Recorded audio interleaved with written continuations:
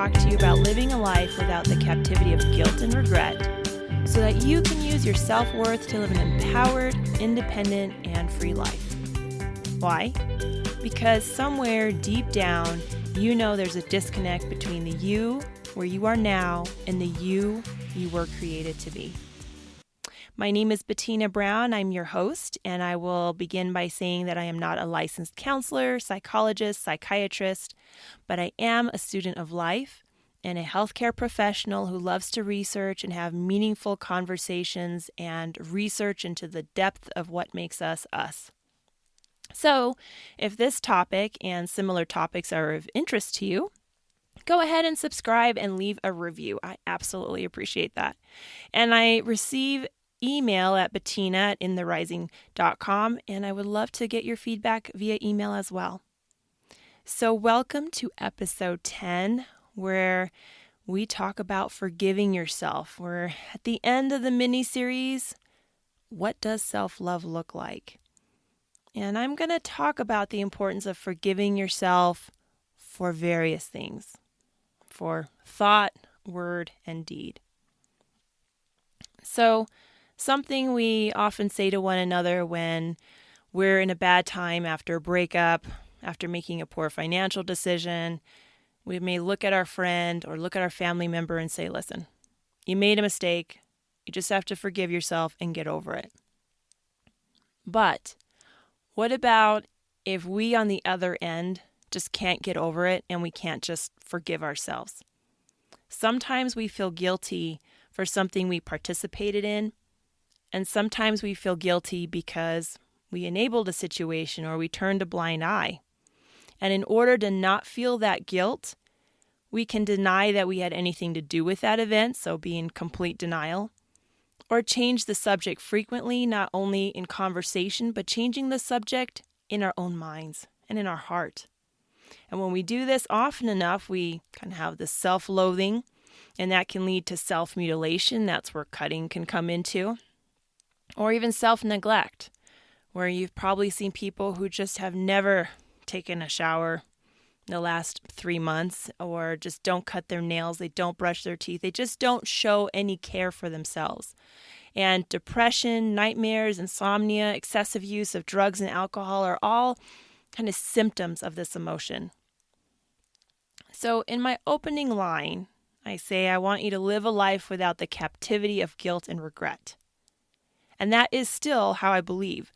But I do know that guilt can be an emotion that helps us initially figure out that something is out of place, that something is wrong. Guilt can help open our eyes to a situation and give us some clarity. Usually that clarity is from the other person's point of view. I hurt your feelings. I felt guilty. I wanted to apologize.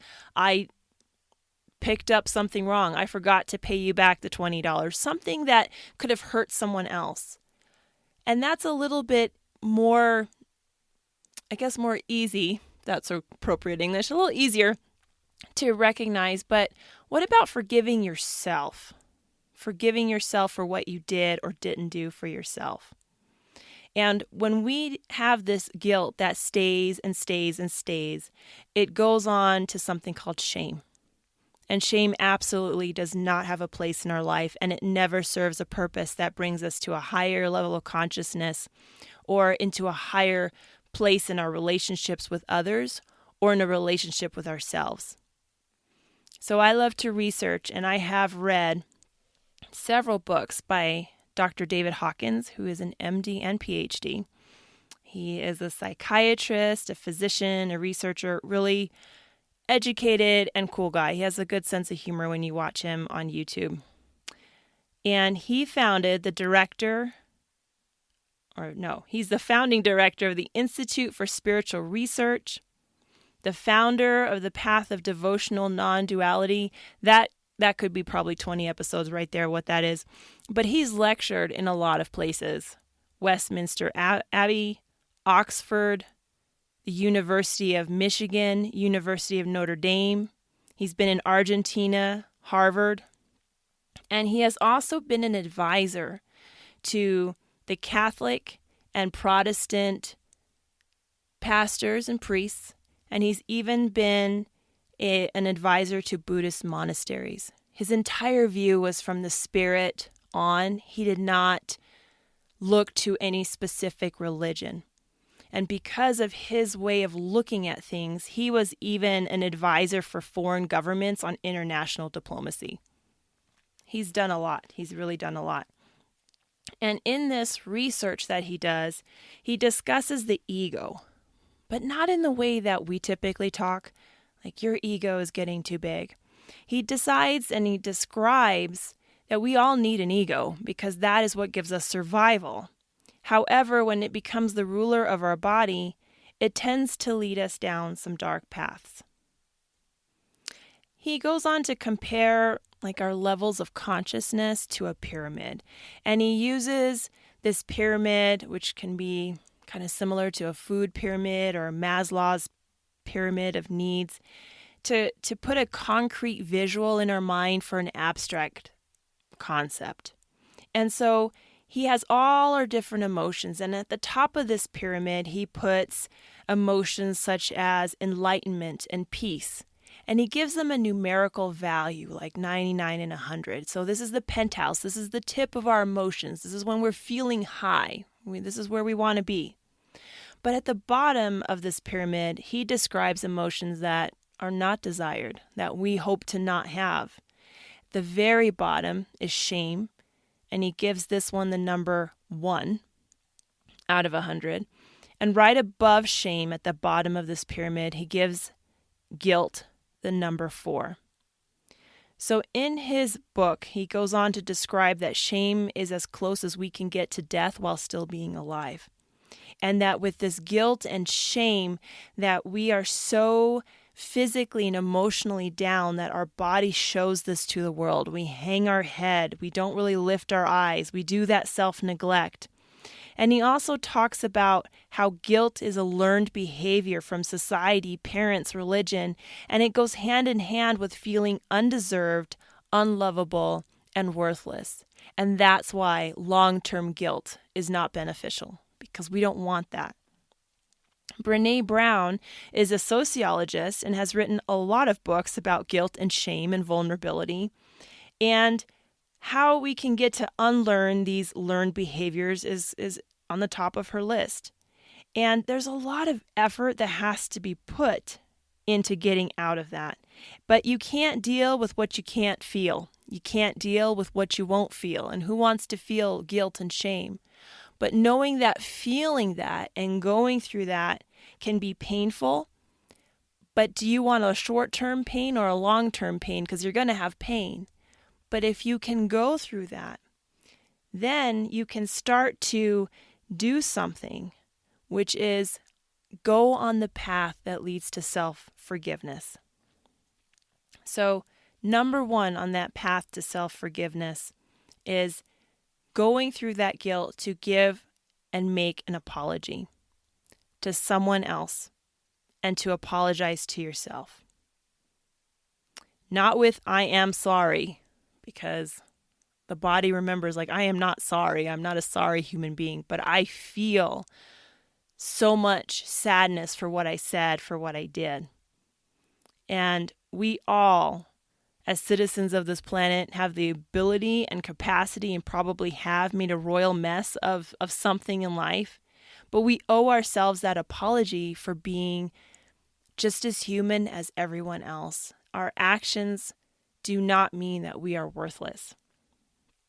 But in giving this apology, we also have to know that we are worthy of accepting the apology for ourselves and accepting the grace to receive the apology from both other people and ourselves. Number 2, to be forgiving of yourself is to be patient. How many times have you accepted someone's apology genuinely, but you still felt hurt and resentful about it? You just couldn't let it go. I see that you were really, not happy with your actions or what you did, but I am still hurt. And so this can happen when we give an apology to ourselves, it doesn't mean like, oh, I can't forgive myself, I'll never get it. But you can still feel emotions that are not coincided with forgiveness of what we think forgiveness is, that it's just this poof, that there are clouds in the sky and that everything's fine. No, we are still human beings and we still have these emotions and still are processing. And being patient and knowing that this is a process is so important. As it's the journey, not the destination. And definitely when it comes to forgiving yourself, that is the case. And number 3 is change your story. So every time you think, you recollect on the negative, your body hears it and it tries to latch on to that feeling. And as we talked about earlier in that pyramid, it doesn't take much to go from the penthouse to the basement, but it does take a lot of effort to go from the bottom up. So changing your story can be every time you think about, for example, my situation with student loan debt and debt in general. And being a physical therapist in today's society, we don't come out with just, a couple $1,000s.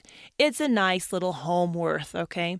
And I felt a lot of guilt about having a credit card and buying a few other things because shouldn't I be using that money to pay down my debt? Isn't that what everyone says? Dave Ramsey and everyone else, get out of your loans, get out of your loans. But when you're looking at that, do you want to live like a poor student for another 20 years or live halfway decent for 30? That's how long it can take to pay these loans off. And just realizing that I have made mistakes, and some of them had interest rates, those mistakes, but I learned something. And that value of learning for myself and for other people that may listen to what I have to say, that's part of the human experience. I just have to forgive myself. And sometimes I call it the mom fails, when I say or do stuff that's not necessarily the best, in my opinion. But I have learned from my own son, who's 9, a lot about compassion and forgiveness, because every day, and perhaps this is something through a child's eyes where we as adults can learn a thing or two, that this forgiveness is like renewed every day. Every day it's, I'm so happy to see you, Mama. Every day it's a new hug. Every day is a do-over. And I think from observing that, I have now learned from a child, my own child, how to forgive myself, because I have seen how someone else outside of me, who has probably been hurt by me more than any other person, right? We hurt those closest to us, how he can extend that. And that's a huge lesson. And so if I can take that and learn that lesson now in my 40s, what kind of lessons can we continue to learn throughout our entire life? So I thank you for listening. Perhaps this was the first show that you listened to, or if I'm blessed that you listened to several other episodes, I ask you this. If you found this topic, or the topics just in general, beneficial to you, have opened up your mind, or perhaps introduced you to new ideas or new authors, and have boosted your day, would you forward a link to the show to those that you feel would benefit? But only if you found this helpful or interesting in any way. Perhaps this will open the door for someone else in the future. Again, I enjoy your feedback, and I would love to connect with you on Instagram via email as well, and I'll see you next Tuesday. Let's keep building one another up.